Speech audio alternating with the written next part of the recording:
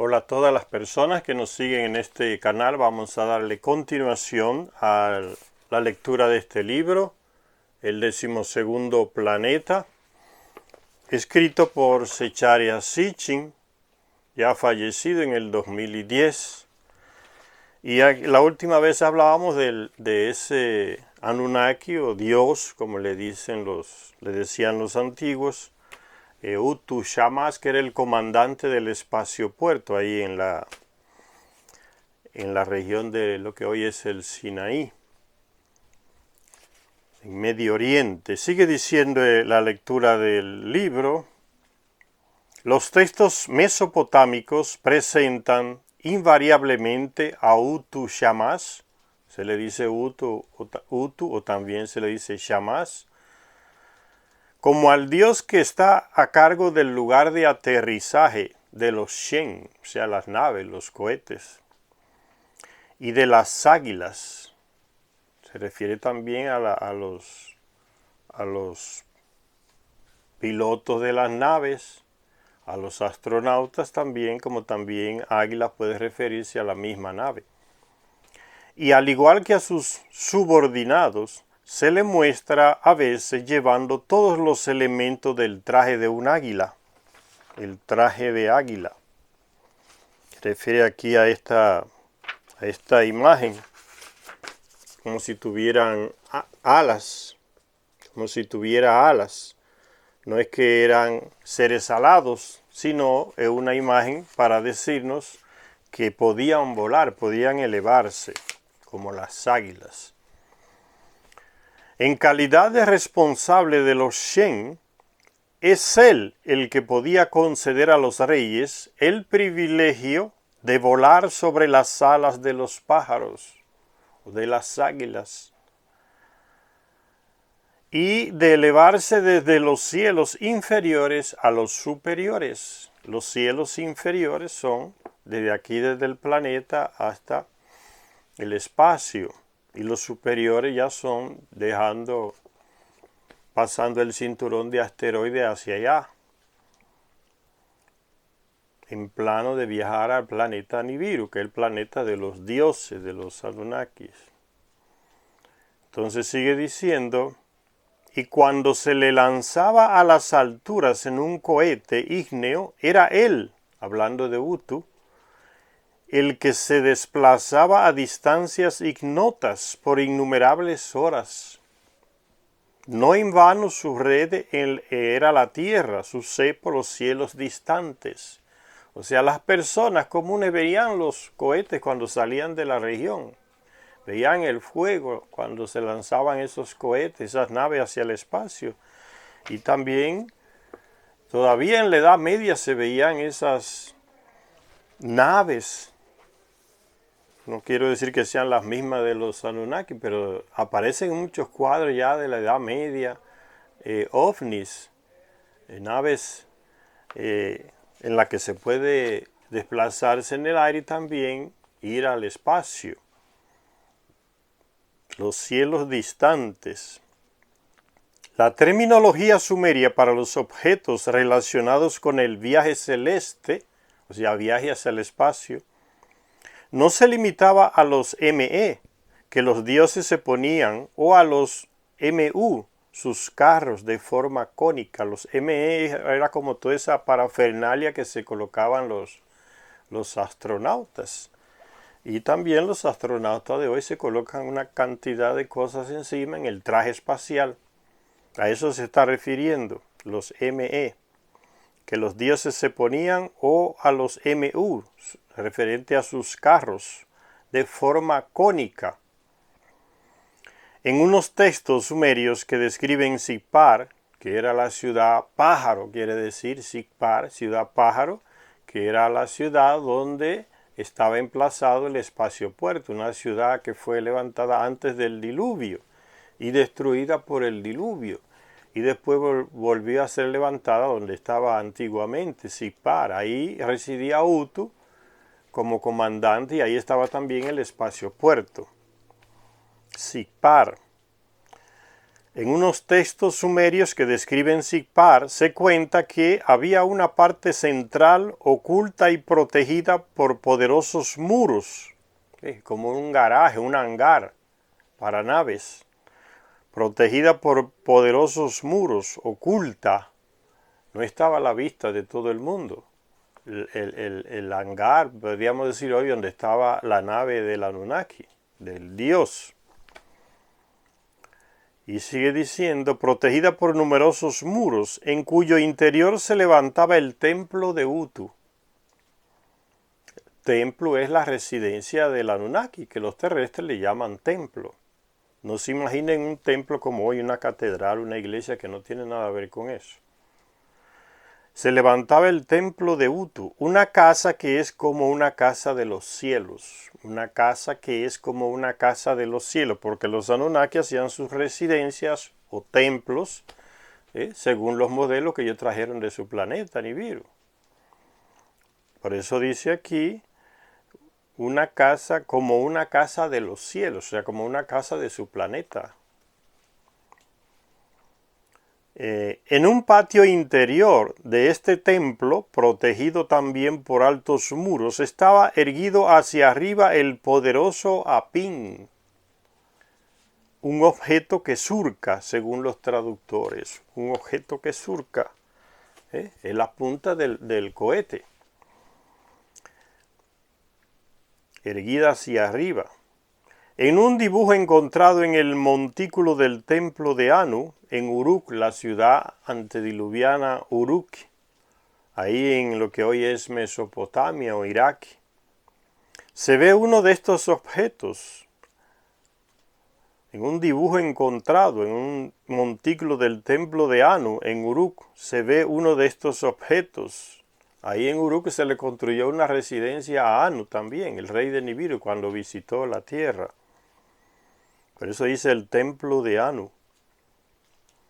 Y dice, hace unas cuantas décadas habría sido difícil adivinar lo que era este objeto, pero ahora podemos reconocer en él un cohete espacial de varias etapas, en cuya cúspide descansa el cónico MU, o cabina de mando, como decimos hoy. En la nave espacial hay una parte que es la cabina de mando. A eso se está refiriendo.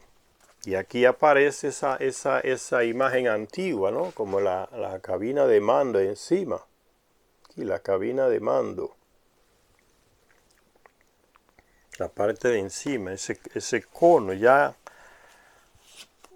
haciendo referencia a ese cohete dividido en varias partes. Las pruebas de que los dioses de Sumer poseían no solo cámaras voladoras para recorrer los cielos de la tierra, sino también cohetes de varias etapas para ir al espacio, que emergen del examen de los textos donde se describen los objetos sagrados del templo de Utu en la ciudad de Sipar, donde él residía. Se nos cuenta que a los testigos del Tribunal Supremo de Sumer se les hacía prestar juramento en un patio interior junto a un pórtico a través del cual podían ver y enfrentarse a tres objetos. Se les llevaba a esa habitación, a un patio interior, dice, a los que iban a ser electos como jueces o testigos del Tribunal Supremo, dice aquí. Se le hacía hacer el juramento. Hoy lo hacen delante de un crucifijo. Pero en Sumeria dice aquí que se nos cuenta que a los testigos del Tribunal Supremo de Sumer se les hacía prestar juramento en un patio interior, junto a un pórtico a través del cual podían ver y enfrentarse a tres objetos divinos, o sea, objetos de los Anunnaki, de los llamados dioses, que tenían por nombres la esfera dorada, era uno de los objetos, y Secharia Sinchi se pregunta, ¿sería la cabina de la tripulación, la cabina de mando? Ese era uno. Y la otra parte era el Gir, y el alimakrati, un término que literalmente significaba impulsor que hace ir a los navíos. Se está refiriendo al motor del cohete. Entonces, frente a esos objetos se le hacía jurar. Se le tomaba el juramento. Hoy la gente jura por Dios. Jura por Dios, que Dios juro por Dios y no sé qué, y cumplir esta constitución, estas leyes o algún juramento. Entonces los juramentos ya vienen de la época antigua, ¿no? Aquí dice que se hacían enfrente o al lado o mirando uno de los objetos de estos personajes Anunnaki. Y en este caso una parte de la nave del cohete de lanzamiento de Utu, Shamash, uno de los Anunnaki. Lo que nos encontramos aquí es una referencia a un cohete de 3 partes, con la cabina o módulo de comando en el extremo superior, los motores en el extremo inferior y el gir en el centro. Está entonces el cohete dividido en esas partes que acabamos señalando aquí, está en el libro. A eso se refiere, y ya hoy sabemos que esos conos, esas imágenes cónicas hacen referencia a un cohete. Antes no se sabía ni se imaginaban los expertos qué sería esta imagen, pero ya hoy como vemos cohetes y se fabrican y se viajan en ellos, ahí tenemos entonces ya una referencia para entender estos textos. Lo que nos encontramos, dice, aquí es una referencia a un cohete de 3 partes, con la cabina o módulo de comando en el extremo superior, los motores en el extremo inferior y el giro en el centro. Este último es un término que se ha utilizado ampliamente en relación con el vuelo espacial, el término gir. A los guardianes que se encontró Gilgamesh en la entrada del sitio de aterrizaje de Shamash, se les llamaba hombres Gir. En el templo que cuidaban la entrada a los cohetes, eran personajes que estaban ahí, hoy le llamaríamos guardias, que estaban cuidando el lugar, la entrada hacia el espacio puerto. No cualquiera podía entrar. A los guardianes que se encontró Gilgamesh en la entrada del sitio de aterrizaje al espacio puerto, donde comandaba Utu Shamash, se les llamaba hombres Gir. En el templo de Ninurta, la zona interior sagrada o más vigilada recibía el nombre de Girsu. En la casa de Ninurta, que los terrestres llaman de templo, la residencia del Anunnaki, había un lugar para la nave del Anunnaki, como diríamos hoy un garaje, un hangar, bien resguardada con paredes gruesas, y desde ahí se elevaba a la nave. Dice, el lugar se llamaba Girsu, el lugar de donde surge el Gir, la nave. Se admite en general que Gir era un término utilizado para describir a un objeto de bordes afilados. Una observación detenida del signo gráfico de Gir nos permite comprender mejor la naturaleza divina entre comillas, dice Yeria Sitchin, refiriéndose a esos tales llamados de dioses, de este término, pues lo que vemos es un objeto largo con forma de flecha, dividido en varias partes o compartimentos. Entonces dice que se admite en general que Gir era un término utilizado para describir un objeto de bordes afilados. Una observación detenida del signo gráfico de Gir. Aquí está el signo gráfico de Gir. Este aquí es la punta de un cohete, parece una flecha, más es la punta de un cohete. Por los conocimientos que tenemos hoy ya sabemos.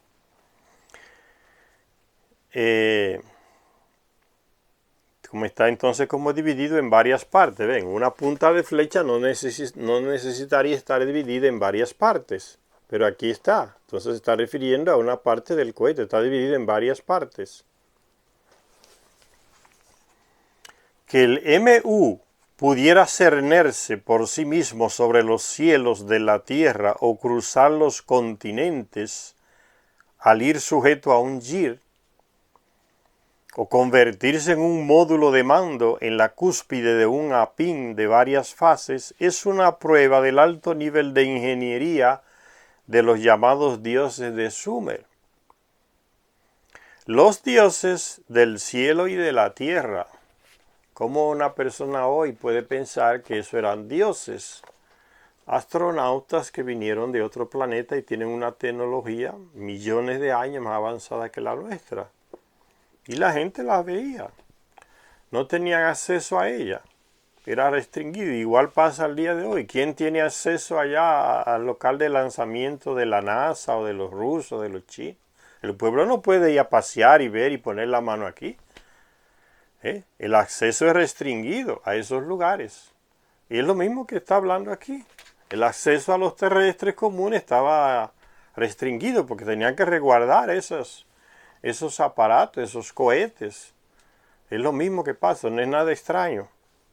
Entonces por eso dice, eso era fruto de la ingeniería. Miles de años atrás ya se tenía esa tecnología, o mejor dicho, la tenían ellos. Los terrestres no la tenían. Un estudio detenido de los pictogramas e ideogramas sumerios no deja lugar a dudas acerca de que cualquiera que fuese el que trazó esos signos estaba familiarizado con las formas y el propósito de los cohetes con colas de fuego humeante. Lógico, el que los diseñó ya tenía que tener algún conocimiento. Pero cuando encontramos hombres en naves aquí en Mesoamérica, de los mayas, de los aztecas, de los incas, hombres dentro de naves como si fuera una serpiente voladora, entonces eran gentes, el que pintó eso, diseñó eso, tenía acceso a esa nave, y donde estaba el piloto para poder diseñar lo que diseñó. Entonces eso es lo que está diciendo aquí, ese Charya Sitchin, que el que diseñó esas pinturas tenía que tener acceso a esas partes o al cohete entero, a esas naves. Debía estar familiarizado con las formas y el propósito de los cohetes con colas de fuego humeante, de los vehículos con forma de misil y de las cabinas celestes.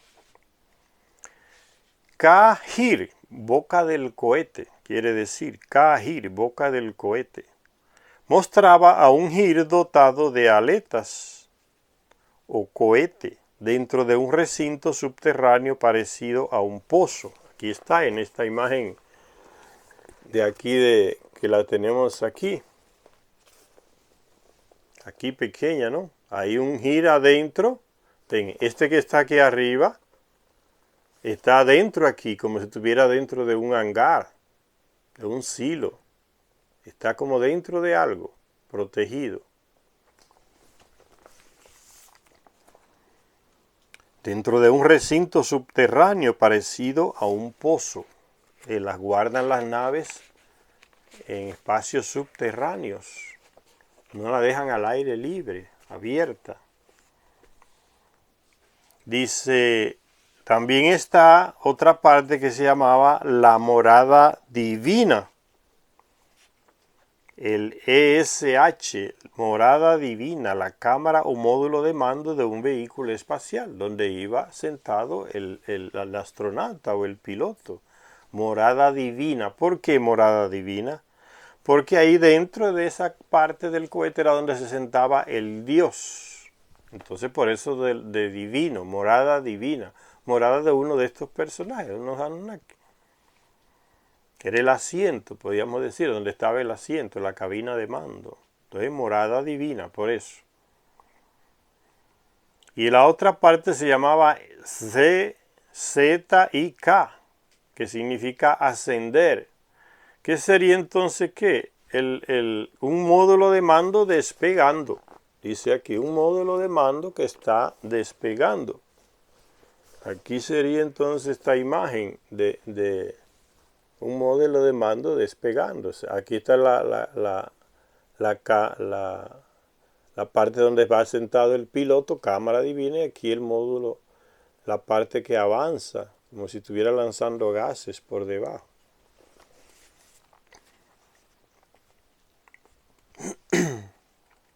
Módulo de mando despegando, ¿bien? Lanzando ese fuego mezclado con humo como cuando sube el cohete. Por último, echemos un vistazo al pictograma de dioses en sumerio. Esta palabra estaba compuesta por 2 sílabas, din, yir, para significar a dioses. Ya hemos visto lo que era el símbolo yir, un cohete de 2 fases con aletas. Y D y N, la primera sílaba de din, yir, D y N, la primera sílaba significaba justo. A los Anunnaki también se les decía los justos, los señores, los dioses, los eternos. Eran diferentes nombres que se les daban a los Anunnaki, los puros. Y si eran los puros, entonces es un término de comparación. Entonces que los terrestres comunes no eran puros, pero estaban queriendo significar entonces a lo que no estaba mezclado con el terrestre común, a esa raza de personas que eran de Nibiru y estaban aquí. Los puros, los dioses, los justos, los señores. Y sigue diciendo entonces justo, puro, brillante. Brillante porque a veces a los Anunnaki le brillaban mucho los ojos, decían las personas, se diferenciaban de los terrestres en eso. Ese es uno de ellos, decían las personas, y los conocían, en la Biblia aparecen, ¿no? Visitando a Abraham o otros lugares, o a Lot, era uno de los señores, se le nota en su, que tienen otro aspecto, ¿no? Le brillan la ropa, o sea, otro tipo de vestidura diferente a la de los terrestres, le brillan más los ojos que a los terrestres. Entonces la gente inmediatamente los identificaba, son ellos, son uno de ellos. Y en cierto modo le temía, ¿no? Una persona con una tecnología millones de años enfrente de nosotros, el terrestre le teme, porque no entiende todo lo que ese personaje es capaz de hacer. Y sigue diciendo el texto entonces, los puros de los, es decir, dioses o seres divinos, transmitía el significado de los justos, de los objetos en punta brillante, o sea, las personas de los cohetes, los justos de los objetos en punta brillante. Parece que lo veían brillar con la luz del sol que se refleja en el metal del cohete, entonces es una manera de definirlo, los puros de los cohetes ardientes. El pictograma de Din, usando que forma parte de la palabra Din Yir, el pictograma de Din era una parte de un cohete avanzando como fuego por detrás. Ese era el pictograma de Din, para significar Din, que nos trae fácilmente a la memoria el potente motor de un reactor que arroja llamas por la parte posterior, por la parte de abajo, y con el extremo frontal desconcertantemente abierto, ve. Aquí hay una parte que está abierta aquí, ve. La punta aquí está abierta. ¿Por qué? Porque ahí se encaja otra parte del cohete, como veremos en la otra imagen. Aquí está, mira. Aquí se va a encajar la otra parte del cohete. Esta parte aquí se va a encajar en este y encaja perfectamente. Ahí está el cohete formado. Se encajó aquí, en este espacio abierto.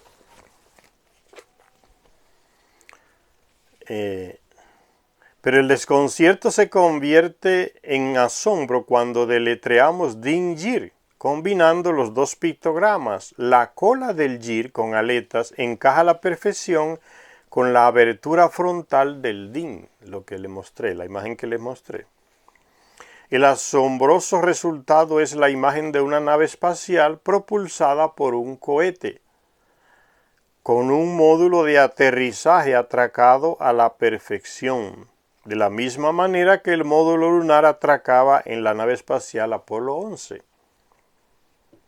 Y hoy, cuando se lanza una nave con carga o con astronautas hacia la estación espacial, los que han visto los videos de eso, cómo se encaja, cómo aquella nave va a la estación espacial, aquella parte del cohete que fue lanzado y se encaja perfectamente en un círculo, en una entrada.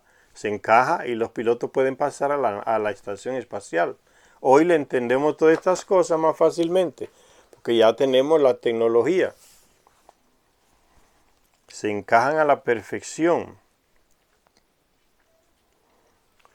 Y dice aquí, es ciertamente un vehículo de 3 fases o etapas en la que cada parte encaja perfectamente en la otra. En la sección de propulsión estarían los motores. La sección media contendría los suministros y los equipos. Y la cámara celeste cilíndrica que albergaría a los Dingir, los dioses de la antigüedad, los astronautas de hace milenios, exactamente igual como cuando envía una nave al espacio, a la estación espacial. Yo me imagino que saben ustedes lo que es la estación espacial, y hace años que está allá, girando alrededor del planeta, y que financiada ya por los estadounidenses, los rusos y Europa, algunos países de Europa. Entonces se envían, de tiempo en tiempo se envían personajes allá, se envían cargas y también se envían sustitutos de los que están allá. Los de allá vienen y los de aquí, los que van de aquí se quedan allá, se van cambiando, intercambiando los astronautas. Entonces en una parte se llevan los suplementos y en otra parte van los pilotos dirigiendo. Exactamente como sucede hoy. Por eso se habla entonces de las diferentes partes del cohete. Aquí está, en estas imágenes se ve claramente. Y sigue diciendo, ¿puede haber alguna duda de que los pueblos de la antigüedad, al llamar a sus deidades de dioses del cielo y de la tierra, ¿cuál es el cielo? Es Nibiru. Ellos son de Nibiru, pueden viajar a Nibiru, venir de allá y residir aquí como le estaban haciendo en esa época, cuando durante existía la cultura sumeria y otros pueblos. Es lo que está queriendo decir, dioses del cielo y de la tierra. ¿Puede haber alguna duda de que los pueblos de la antigüedad, al llamar a sus deidades de dioses del cielo y de la tierra, estaban queriendo decir literalmente que eran gentes de alguna parte que habían venido a la tierra desde los cielos? Claro, exactamente eso es lo que querían decir. Dioses del cielo y de la tierra. Vinieron de allá y están aquí. Así de sencillo. Las evidencias, dioses, ¿por qué? Porque ya le expliqué en el libro perdido de Enki, ellos les enseñaron a los terrestres a que les llamaran de dioses. Una mujer, Inanna y Marduk, fue lo que iniciaron esa mentira, ese cuento de declararse dioses. Yo soy una diosa, yo soy un dios. Y de ahí en adelante los otros Anunnaki le siguieron el ejemplo, ¿no? Entonces le enseñaron a los terrestres a adorarlos, a pedirles con plegarias, a ofrecerles animales en sacrificios, para que esos dioses le consiguieran algún beneficio a los terrestres. ¿Por qué? Porque los llamados dioses tienen una tecnología más avanzada que los terrestres. Podían hasta manipular la naturaleza, como inyectando nubes y haciendo que llegara la lluvia. El terrestre ofrecía un sacrificio, como les enseñaron esos dioses, animales, y todo eso era ¿para quién? Para el templo, o sea, para la residencia del Anunnaki. Esas ofrendas las consumían los que dirigían la residencia del Anunnaki, los sacerdotes, como se les llamaba, los sumos sacerdotes, eran los que administraban la residencia del Anunnaki o templo, y ellos consumían todo ese material, toda esa carne y ofrenda que la gente le llevaba, y el dios actuaba Si quería mandar lluvia, eso era inyectar la lluvia o usar una tecnología más de la que ellos tenían y producía lluvia. Y el terrestre veía que ellos podían hacer eso, entonces por eso les pedía. Pero hoy vemos ya diferente, ¿no? La gente ve que cuando llega un terremoto no hay manera de que ningún Dios lo pare. Llega un tsunami, no hay manera de que ningún Dios lo pare. Puede usted ofrecerle todas las ofrendas que quiera a uno que usted crea que es Dios y va a ver que el tsunami no para. El terremoto no para.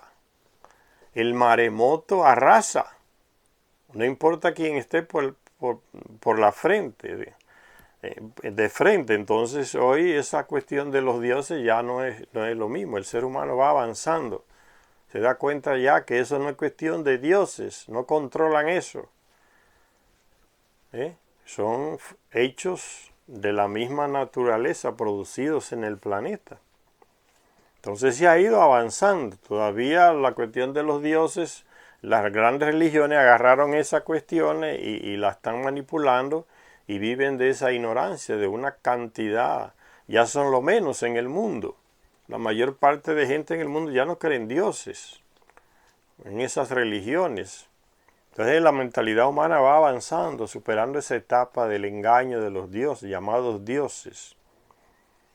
Sigue diciendo el texto, las evidencias hasta ahora presentadas en lo referente a los antiguos dioses y sus vehículos no deberían dejar resquicios a la duda de que hubo una vez seres vivos de carne y hueso que literalmente bajaron a la tierra desde los cielos.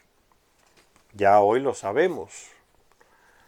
Esa cultura de Nibiru, los Anunnaki, como se le llamaba, se hacían llamar ellos mismos, y los dioses, como le enseñaron a los terrestres a que les llamaran, puede ser que estén aquí, o debajo de la tierra, o dentro de la tierra.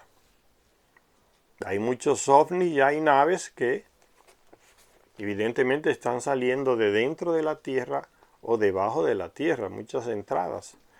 Entonces, que si algunos de ellos se fueron, como veíamos en el libro de Enki, Perdido de Enki, es normal, pero muchos se quedaron. Los que no se quedaron es aquí, en esta parte de arriba del planeta, porque esta es la parte más contaminada del planeta para vivir, donde vivimos nosotros. La parte superior del planeta aquí es la parte peor para vivir. Y ellos buscan lo mejor, tienen la tecnología, la capacidad. Dentro de la Tierra hay culturas, hay continentes, culturas mucho más avanzadas, que ya hay testimonios escritos de varios países que han ido allá y han vuelto. Debajo de la Tierra también. ¿Y qué hay debajo de la Tierra que está donde están los océanos? Hay culturas. Hay ovnis que entran en el mar. Se les ve y no salen. Entonces hay lugares en el planeta que ellos lo están habitando. La parte más contaminada, peor para vivir, es esta donde vivimos nosotros, en la parte de encima del planeta, de la Tierra. Y sigue diciendo aquí la lectura. Ven como dice Zecharia Sitchin, no está hablando de seres divinos como nos quiere hacer presentar las religiones, ¿no? de Dios, que es un ser divino que mora en su gloria y con ángeles que le cantan para aquí, para allá, el tiempo todo. No se refiere a ese tipo de seres. La gente los veía, les ofrecía comida, como Abraham le ofreció comida y comieron, se bañaron y descansaron los pies, caminaban. Hasta en la misma Biblia aparece, ¿no? Los llamados dioses que se sientan y Abraham le mata un cordero y se dan aquella hartura de carne y descansan, lavan los pies y siguen caminando. Esos son los dioses. Son ellos. Los señores, los Anunnaki. Dice, incluso los primeros recopiladores del Antiguo Testamento que consagraron la Biblia a un único Dios. Bien, ahí está la manipulación. La está mencionando Zecharia Sitchin. ¿Quiénes fueron los que manipularon los textos bíblicos? los primeros recopiladores de los textos que forman hoy lo que es el Antiguo Testamento y que dejaron muchos textos fuera porque no le convenían para su plan de implantar una religión monoteísta de un solo Dios. Entonces fue un plano hecho, bien hecho, hasta el día de hoy están. Un único Dios, como dicen los credos del credo católico, Dios único. Esa es la esencia del monoteísmo, judío, católico, cristiano, musulmán, todos tienen esa misma, implantaron el monoteísmo. ¿En base a qué? En base a la manipulación de los antiguos textos. No todo el mundo tenía acceso a esos textos, entonces ellos los guardaron, los secuestraron y los manipularon. Pero aún hay muchas evidencias de que eso fue realmente manipulado. Y en los textos del Antiguo Testamento aparece varias veces donde se nota que ya no es un Dios, el monoteísmo no se sostiene porque el tal Dios habla en plural. Entonces no es él que está hablando, son varios. Hagamos al ser humano a nuestra. Si dejamos que haga eso, ya conseguirán todo, las torres de Babel. Entonces hay resquicios de que esa manipulación realmente fue realizada porque aparecen unos textos que son contradictorios con lo que ellos dicen que es el monoteísmo, o sea, un único Dios. Y es evidente que lo que he hecho por varios personajes de esos llamados Anunnaki, en los textos bíblicos los manipuladores se lo atribuyen a un solo Dios. Y entonces por eso muchas veces el texto es difícil de entender. Porque lo que hizo uno se lo atribuye a una sola persona y son varias personas actuando en diferentes momentos. Personajes de esos señores, Anunnaki. Y entonces el manipulador bíblico lo concentra todo en una persona llamado Dios o Yahvé y complica la lectura del texto. Y sigue diciendo Zecharia Sitchin, incluso los primeros recopiladores del Antiguo Testamento, vean, lo primero que recopilaron los textos, que consagraron la Biblia a un único Dios, consideraron necesario reconocer la presencia en la tierra de estos seres divinos, porque vinieron del espacio, de los cielos, en los tiempos antiguos. Entonces incluso esos recopiladores, manipuladores, se vieron obligados a reconocer la existencia de esos señores. Y aparece entonces en el texto del Antiguo Testamento. Consideraron la enigmática sección a la que le tienen pánico tanto los traductores como los teólogos, ¿ve? Dice Zecharia Sitchin, le tienen terror a ciertos textos bíblicos porque se les sale del control de la manipulación, tienen que decir realmente lo que es. Entonces no lo comentan prácticamente ni en las misas ni en las prédicas de los pastores. No comentan nada de esos textos porque se le complica la cuestión. Porque son claros hablando de otras cosas que no tienen nada que ver con ese Dios omnipotente o Dios único. No combina con el monoteísmo esos textos. Entonces los ignoran, lo dejan por ahí escondido. O los leen de pasada, sin mucha explicación. Por eso dice Zecharia Sitchin aquí, la enigmática sección a la que le tienen pánico tanto los traductores como los teólogos. ¿Cuáles son los teólogos? Los estudiosos de la Iglesia Católica que estudian los textos bíblicos, teólogos. Teología, el estudio de Dios. ¿A cuál sección de los textos antiguos le tienen pánico los traductores y los teólogos? Aquí está. Es la que forma el comienzo del capítulo 6 del Génesis. Ocupa el espacio que hay entre la reseña de la expansión de la humanidad a lo largo de las generaciones después de Adán y el relato del desencanto divino con la humanidad que precedió al diluvio. El desencanto divino con la humanidad, ese texto donde los traductores nos dicen que Dios se molestó por lo que había creado y decidió destruir a todos. Ahí está la manipulación. En el libro perdido de Enki se nos dice qué fue lo que realmente pasó. Y ese capítulo 6 del Génesis, ahí está uno de los textos que le complica la vida a esos traductores y a los teólogos.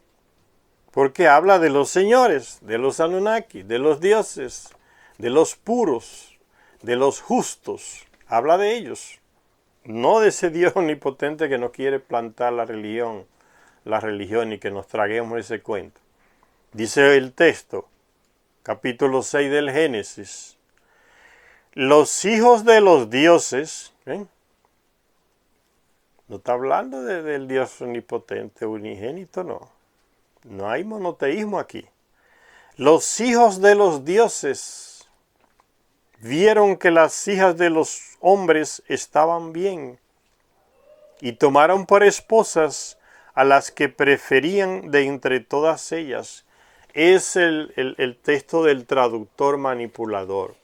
El original hebreo antiguo dice que esos hijos de los dioses vieron que las hijas de los hombres, que las mujeres terrestres, eran compatibles, no que eran hermosas o que eran bellas, como dicen algunas Biblias, y que eran compatibles, tenían el mismo DNA. Nosotros tenemos el mismo DNA de los Anunnaki, porque ellos nos crearon genéticamente con sus genes, se mezclaron sus genes con una raza terrestre aquí que había. Una especie de hombre que estaba en desarrollo todavía. Una manipulación genética. Entonces, ya saben que las hembras de los terrestres pueden copular con los Anunnaki y producir personas. Somos compatibles con ellos. Por eso ellos tuvieron hijos con muchas terrestres, muchos de ellos. Y recuerden lo que les leí de los ángeles caídos, que las religiones le han metido ese mote de ángeles caídos para como una señal de moralizando el texto y manipulándolo, porque fueron personas que desobedecieron a Dios, como si fueran como demonios. Ángeles caídos le han puesto ese nombre, en señal de desprecio. Me recuerda eso a lo que hacían los españoles, los clérigos y sacerdotes y los frailes españoles en la época de la colonia para desprestigiar las culturas que habían aquí. Si había un indígena con un collar en la oreja, le ponían, acribían y decían, ese es la tribu de los orejones. No entendían el símbolo de la oreja, del collar aquí en la oreja, o el círculo en la oreja, o un aro en la oreja, y escribían despreciando esa manifestación cultural. Es de la tribu de los orejones. Y los manipuladores hacen casi la misma cosa todo el tiempo. Los hijos de los hombres, los hijos de los dioses, se refiere a esas personas que vivían en Marte, Anunnaki, le llamaban los vigilantes, y decidieron venir a la Tierra, participar del matrimonio de Marduk, que era su comandante en jefe, vivía aquí en la Tierra, en Mesopotamia. Y ellos decidieron hacer lo mismo que estaban haciendo los otros compañeros de ellos aquí en la Tierra. O sea, casarse con mujeres y tener descendencia. Las mujeres Anunnaki eran muy pocas. Entonces estaban las mujeres terrestres porque eran compatibles, tenían el mismo DNA. Y eso es lo que hicieron. Vinieron, secuestraron a muchas de ellas. ¿Por qué? Porque el jefe, que era Enlil, les prohibió casarse. Entonces las secuestraron para después casarse con ellas. Y tuvieron descendencia. Y a esos hijos e hijas descendientes de ellos les transmitieron todos los conocimientos. Entonces esos ángeles caídos, que son los hijos de los dioses, son los Anunnaki, descendientes de Nibiru, que se mezclaron con las terrestres, son los mayores benefactores. Pero el manipulador que toma el texto le coloca un mote de desprecio, los ángeles caídos, porque desobedecieron la ley del comandante de ellos Enlil aquí en la tierra y se casaron. Lo que ustedes están haciendo en la tierra, nosotros tenemos derecho a hacerlo, tener familia, formar familia con las mujeres de acá. Y así lo hicieron. Y se expandieron por diferentes partes del planeta. Y esa gran tecnología que tenemos hoy puede ser que venga de esos descendientes de esos llamados ángeles caídos. que no eran ningunos ángeles ni eran caídos porque vinieron de Marte hacia la Tierra. Por eso se le llama caídos, pero ángeles caídos los traductores los ponen como si fuera un término de desprecio. Demonios, ángeles caídos, los que desobedecieron. Pura manipulación moral religiosa de un texto antiguo. Dice el texto capítulo 6 del Génesis, los hijos de los dioses vieron que las hijas de los hombres, dice, estaban bien o eran bellas. El texto original dice, eran compatibles. Y tomaron por esposas a las que preferían de entre todas ellas, porque el jefe les prohibió casarse. Entonces vamos a hacerlo a la fuerza, porque tenemos derecho a tener descendencia igual que los que están acá. Igual como hizo el jefe también. Tiene descendencia aquí. Se casó, entonces nosotros queremos casarnos también. Y dice que fue en una fiesta de matrimonio, entonces ellos secuestraron a esas mozas y se las llevaron, a esas jóvenes doncellas y se las llevaron, pero con el plano de casarse con ellas. No solamente abusarla, no de abusarla sexualmente y violarla, no, se las llevaron en plan de formar familia y así lo hicieron. Formaron familia con estas mujeres. ¿Y qué mujer terrestre iba a despreciar a uno de estos señores, señor? Con tanta inteligencia. Eran lindísimos frente a los terrestres. Inteligentes, bonitos, tenían poder. ¿Qué joven mujer iba a despreciar a uno de estos señores? Ninguna. Y sigue diciéndose Charya Sitchin, las connotaciones de estos versículos y los paralelismos que hay en los relatos sumerios de los dioses, de sus hijos y nietos. Ve, el paralelismo entre ese texto bíblico y los textos sumerios, está diciéndose Charya Sitchin, con los relatos sumerios de los dioses, de sus hijos y nietos, y de la descendencia semidivina, porque era mezcla entre terrestre y Anunnaki, los dioses. Por eso dice semidivina.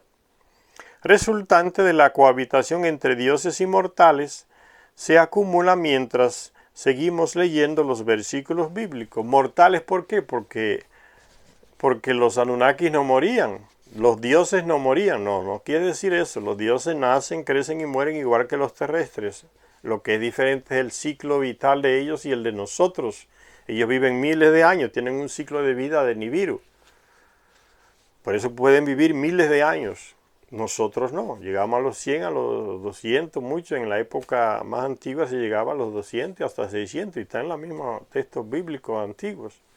Llegaban, fulano tal vivió 300, fulano tal vivió 600, Matusalén vivió tanto. Vivían más.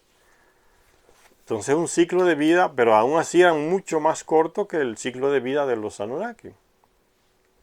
Por eso se hace referencia a los mortales, entonces, como si fueran solamente nosotros los terrestres que morimos. Pero es una manera de hablar en referencia a los de este planeta, a los terrestres. Por eso dice, cuando dice los mortales, es en comparación con los Anunnaki que morían mucho más tarde, siglos más tarde. Pero todos son mortales. Y sigue diciendo el texto bíblico, los versículos, los Nefilim, son los mismos Anunnaki. Los Anakim, los Nefilim, son los mismos personajes, ya se mencionaron en este texto de la Biblia.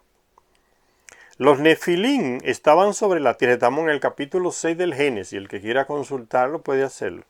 Los Nefilim estaban sobre la tierra en aquellos días y también después, cuando los hijos de los dioses cohabitaban con las hijas de los Adán. Las hijas de los Adán. Adapa fue el primer terrestre civilizado. Adamo fue el primer terrestre creado genéticamente por los Anunnaki. Entonces son los descendientes de Adamo, de Adán, de Adapa.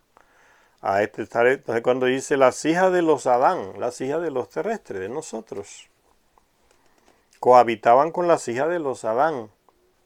Y ellas le daban hijos e hijas. Ellos, los Nefilim, que estaban sobre la tierra, ellos fueron los poderosos de la eternidad, ¿está viendo? Por el ciclo de vida más largo, miles de años viven. Por eso el terrestre pensaba, le decía, los eternos, son eternos, no mueren nunca. Pasa una generación nuestra, 3, 4, 5, 10, 15, cantidad de generaciones nuestras, y ellos continúan ahí, son eternos. Eso es lo que pensaban los terrestres. Porque no entendían el ciclo vital, el ciclo de vida más largo, miles de años más largo que el de nosotros. El ciclo de vida de ellos. Por eso dice los eternos, dice, ellos fueron los poderosos de la eternidad. El pueblo del Shen, el pueblo de los cohetes. Eran ellos los que tenían esa tecnología. La traducción que figura aquí no es la traducción tradicional. Eso dice Zecharia Sitchin ahora del texto. Génesis 6. La traducción que figura aquí no es la traducción tradicional. Recuérdense que Zecharia Sitchin es un experto en hebreo antiguo. Entiende, hablaba, traducía las tablillas sumerias. Entonces está hablando un experto, no cualquier persona.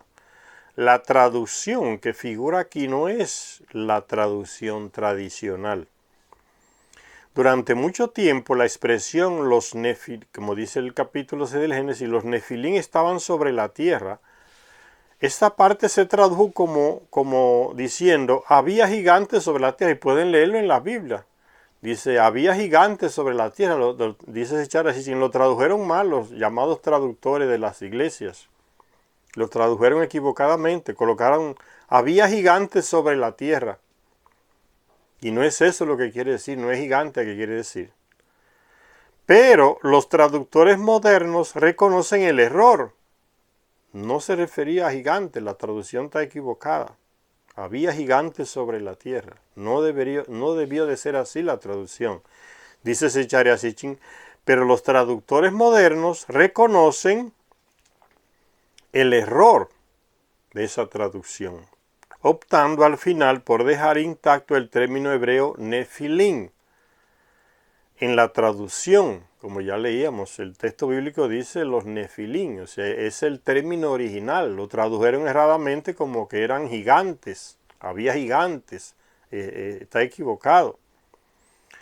El término hebreo nefilim en la traducción, lo dejaron así, nefilim. El versículo que dice, el pueblo gente del Shen, el último versículo que leíamos, el pueblo, dice, ellos fueron los poderosos de la eternidad, el pueblo del Shen. El texto bíblico deja la palabra Shen igual como la traducción antigua, no la cambia. La gente del pueblo del Shen, como ya vimos, la gente de los cohetes son ellos.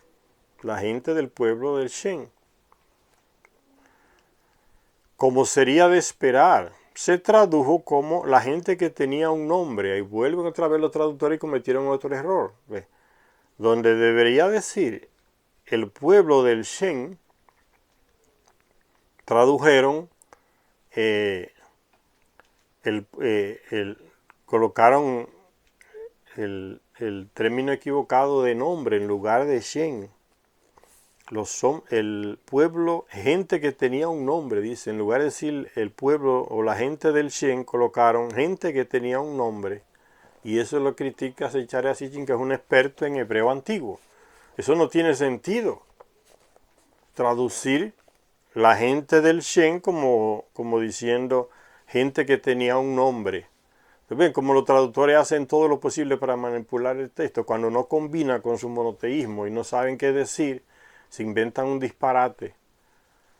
Gente que tenía un nombre. La cosa más absurda, ¿no? Y por eso Zecharia Sitchin le hace la pregunta, ¿cómo que un nombre? En el libro del Génesis habla también de la torre de Babel, que se construyeron un nombre para colocarlo donde, en una torre altísima que construyeron. ¿Quién va a construir una torre para colocarle un nombre ahí arriba? Esos son los cuestionamientos que le hace Zecharia Sitchin a esos manipuladores traductores bíblicos. Que en lugar de decir el pueblo del Shen, colocaron el pueblo que tenía un nombre en la traducción. Qué disparate.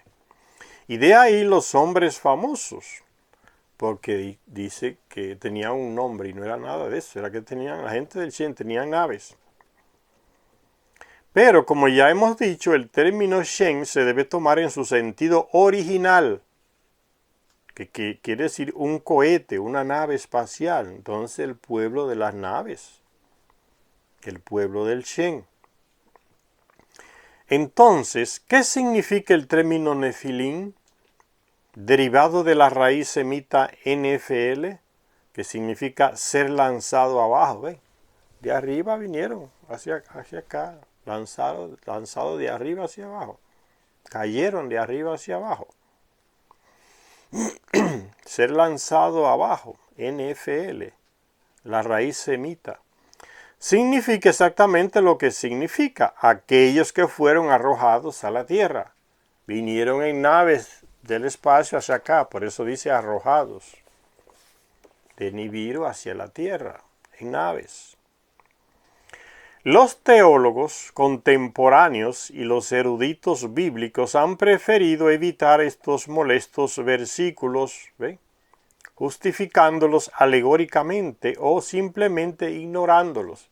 Son alegorías. ¿Ve? Los estúpidos de estos traductores y manipuladores europeos, intentando justificar su monoteísmo, inventan cualquier tipo de disparate, ¿no? Los teólogos contemporáneos y los eruditos bíblicos, ¿ve? Se está refiriendo a esos manipuladores de la Biblia, tanto católicos como hebreos. Han preferido evitar estos molestos versículos del capítulo 6 del Génesis, justificándolos alegóricamente, son alegorías, dice, o simplemente ignorándolos por completo. Lo mismo que hacen los europeos cuando se roban la arqueología de otros países. Los españoles, los alemanes, los británicos, los franceses, los estadounidenses se roban las arqueologías de otros países, de estos objetos, y los entierran allá en sus museos. No los traducen, para que el mundo se entere. Los guardan allá y cuando los traducen los manipulan, porque no se lo dan a otros para que los traduzcan tampoco, de los mismos países donde se lo llevaron. El secuestro del conocimiento, de la sabiduría. Entonces la crítica que le hace Zecharia Sitchin aquí a ellos es esa. Los teólogos contemporáneos y los eruditos bíblicos han preferido evitar estos molestos versículos, capítulo 6 del Génesis, por completo. Pero los escritos judíos de la época del Segundo Templo reconocieron en estos versículos los ecos de antiguas tradiciones sobre los ángeles caídos, ¿ven? Ángeles caídos, en términos de desprecio. Son los Sijiji, Anunnaki, que vivían en Marte y descendieron a casarse con mujeres acá porque querían formar familia, así lo hicieron. Y les transmitieron a esa descendencia sus grandes conocimientos tecnológicos. Son esos llamados ángeles caídos, son de los mayores benefactores de la humanidad. Algunos de los más antiguos trabajos eruditos llegaron a mencionar los nombres de estos seres divinos que cayeron del cielo y estaban en la tierra en aquellos días. Y nombres, se mencionan nombres: Shan Hasai, centinela del Shen, el que vigila en el espacio puerto a los cohetes, el guardián. Usa, que significa poderoso. Uziel, el poder de Dios. Los dioses son ellos, ¿no? Malvin, un destacado comentarista bíblico judío del siglo XIX, reconocía estas antiguas raíces y explicaba que en la antigüedad los soberanos de los países eran los hijos de las deidades que llegaron a la tierra desde los cielos y gobernaron la tierra y tomaron esposas de entre las hijas del hombre. ¿Ve? Ese judío, destacado comentarista bíblico del siglo XIX, reconocía esos seres, esas personas. explicaba que en la antigüedad los soberanos de los países eran los hijos de las deidades que llegaron, los reyes de los países eran ellos primeros, fueron los primeros que reinaron aquí en la tierra. Y después eligieron terrestres como reyes, incluso descendientes de ellos, con mujeres terrestres. En la antigüedad los soberanos de los países eran los hijos de las deidades que llegaron a la tierra desde los cielos y gobernaron la tierra. Y tomaron esposas de entre las hijas del hombre, mujeres de aquí, de este planeta, terrestres. Y entre su descendencia hubo héroes y poderosos, príncipes y soberanos. Estas historias, decía Malvin, el comentarista bíblico judío, eran de los dioses paganos, hijos de las deidades que en tiempos primitivos cayeron desde los cielos a la tierra. Lo reconoce. Esta es la razón por la que se llamaron a sí mismos Nefilim, aquellos que cayeron de Nibiru hacia acá. Con independencia de las implicaciones teológicas, no se nos puede escapar el significado literal y original de los versículos. Vean, significado literal, sin traducirlo, sin interpretarlo, como hacen los teólogos y los escribas judíos, que interpretan el texto. Si no, el texto no es para interpretarlo, es para leerlo como está escrito en el original, no es para interpretar nada. Eso es lo que hace un escritor que yo les mencioné que compraran su libro llamado Mario Biglino. Mira, aquí está el libro de él. Yo se los recomiendo que compren este libro. Mario Biglino. La Biblia no es un libro sagrado, el gran engaño. Mario Biglino. Ese libro lo pueden encontrar en Amazon y comprar ese libro. ¿Ven? La Biblia no es un libro sagrado de Mario Biglino. Él hace lo mismo que Zecharia Sitchin. Él dice, no es para interpretar el texto hebreo antiguo, es para escribirlo como está.